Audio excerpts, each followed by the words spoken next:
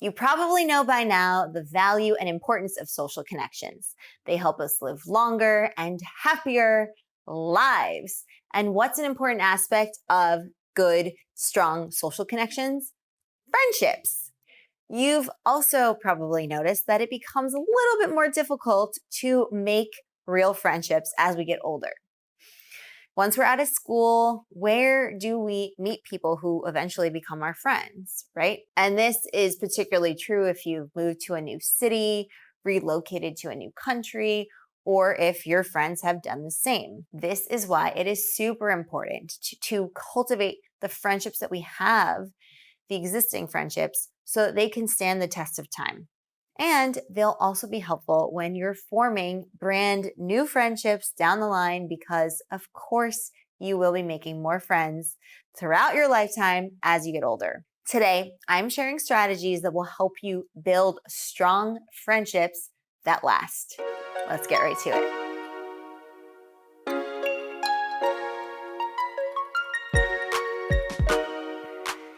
No ghosting. So in other words, keep in touch with your friends. And I know that this can be hard if your life is your work right now, if you're a busy new parent, or maybe you're in a totally different time zone. And yes, as someone who's lived in different time zones, away from close friends, what's helped me, honestly, is scheduling a video call or a phone call ahead of time and getting everyone on the same page, setting out those calendar invites and reminders so that you stay top of mind. When you set something concrete like that, you're much more likely to hold yourself accountable and not cancel last minute or anything.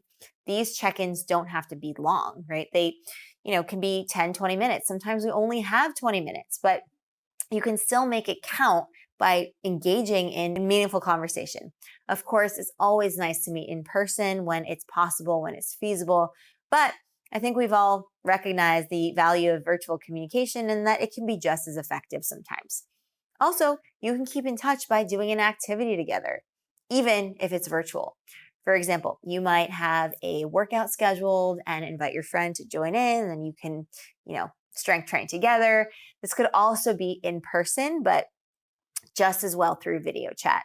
And that way you're doing something together and you're having a shared experience, and you can commiserate over how heavy those weights are or whatever it might be. And I realize that you might not be able to do this for every friendship, right? Because it takes a lot of time, but for the ones where you can work out a schedule, go for it. Don't give up on the ones where it seems like you can never schedule a catch up. That happens too. It just might require a little extra bit of planning on both your parts. But look at it this way. If the friendship is important to you, and if you value that person and that friendship, then you will find a configuration that works for both of you. Good treatment. Treat your friends with the utmost care and respect. Thank them for doing you a favor. Show them that you appreciate them. A sincere thank you will suffice. Do them a favor and apologize if and when needed, right? That happens too. So in other words, be kind to your friends. Be more of a giver than a taker. Listen more than you speak. Ask them how they are, genuinely how they are. Let your actions speak for you. Even if you're far away in a different time zone, send them an email telling them that you miss them. Send a care package in the mail. Yes, some people still use the mail. Show them some gratitude. If you're in the same city, you can surprise them with a fun outdoor activity or enjoy a new, cool shared experience together, because those are really memorable and special. And keep in mind that this doesn't require you to reach for your wallet, right, and just spend a ton of money. There's actually plenty of activities that can be done on a budget or are even completely free and also still really fun. Having an outdoor picnic, doing a nature walk or hike, going on a camping trip, going to an outdoor free music concert or festival, right? Those things are fun and they won't break the bank. So there are really no excuses not to hang out. Focus on quality. As with many things in life, when it comes to friendships as well, quality takes precedence over quantity. A few close friends with whom you can have those deep, even late night conversations, people that you can call up at 2 a.m. with a question or advice that you need. That's so much more fulfilling than having 50 or 100 friends that are more like acquaintances, right? They're not your real friends. Sharing your ups and downs with these people, not just your highlight reels, can also help you get closer to someone. Opening up your heart and your mind, asking for advice, showing your vulnerable sides, showing your imperfections, right? No one's expected to be perfect. So don't feel like you can't show the imperfections that we all have, right? No one is perfect. Frequency of the interactions is less important than the level of sincerity of the conversation, like the depth. In other words, you might be going on a walk with someone every single day, but you might not really get to know them because maybe they don't open up to you or show a real personal side to them. However, on the flip side, you might have a friend with whom you only speak, say, once or twice a month. But when you do, it's heartwarming. It's a real exchange between two people who dig deep below the surface and really get to know each other and know each other. So which type of interaction do you think feels better and is emotionally way more satisfying? The deeper one, right? That's not as frequent rather than the surface level frequent one, right? Prioritize. Now, it's unrealistic and unfeasible to assume that you'll have several hours a week to spend on cultivating and maintaining friendships. This might be the case in one's teens and 20s, but as you probably know, as we age, we accumulate more responsibilities, and as families grow, marriage, kids, pets, etc., we only have so much time to allocate, right? I mean, we're not superhuman, so we have to be really responsible with our time, right? And some of you might have already experienced this. And so this is why you really need to prioritize the friendships that mean the most to you. And look, people change, priorities shift, people lose touch. If a friendship starts to feel forced, then maybe it's time to let it go. Not all friendships are built to last, and that's okay. That's the reality, and it's okay. You might still keep in touch with your best friend from childhood, or you might not. Maybe your college freshman year roommate is still your number one bestie, maybe not. The point is, don't feel pressure to make something work when it's no longer working. Just because you were really good friends with them at one point in your life doesn't mean that you still are. And just recognize that. So make the top priority friendships your priority.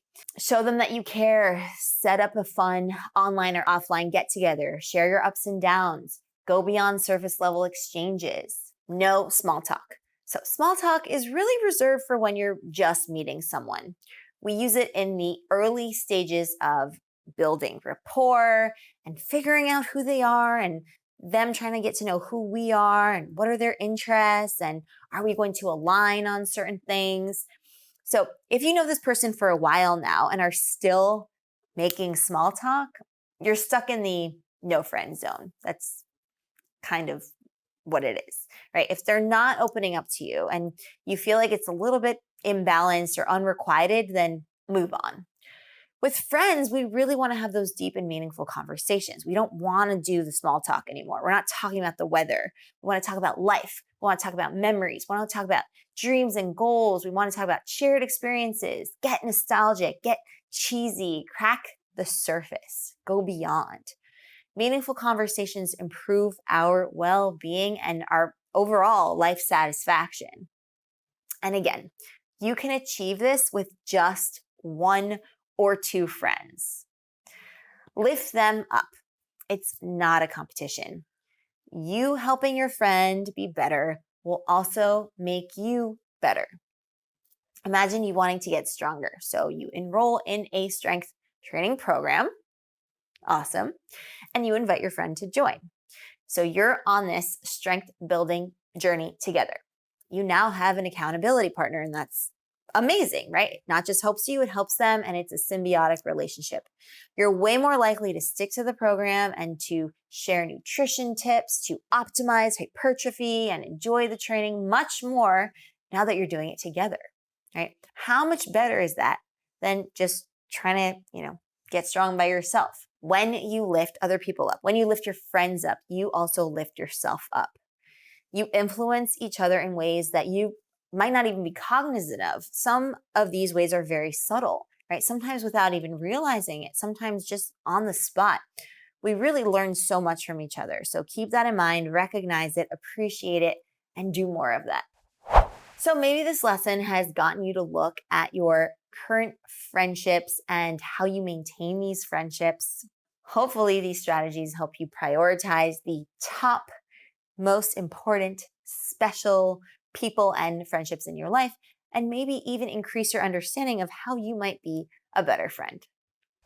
So to recap, we want to keep in touch, treat our friends well, focus on the quality over the quantity in terms of friendships, allocate time to the friendships that we prioritize, and letting go of the ones that don't really serve us anymore, and doing so without remorse or guilt. Dive deep and ditch the small talk. Lift your friends up. And while we're at it, give them a great big bear hug. That tactile feeling lights up our neural pathways and has calming effects on our CNS. So that's really special. The endorphins and the dopamine will get you feeling warm, fuzzy, safe, and most importantly, loved. So let's go out there and be a better friend to someone. All right, Explearners, I hope that you enjoyed this lesson. Comment below on how you are stepping up your friend game. Share that with me and the other Explearners in the community of how you're going to be a better friend to someone. I will see you in the next lesson. Bye for now and happy Explearning.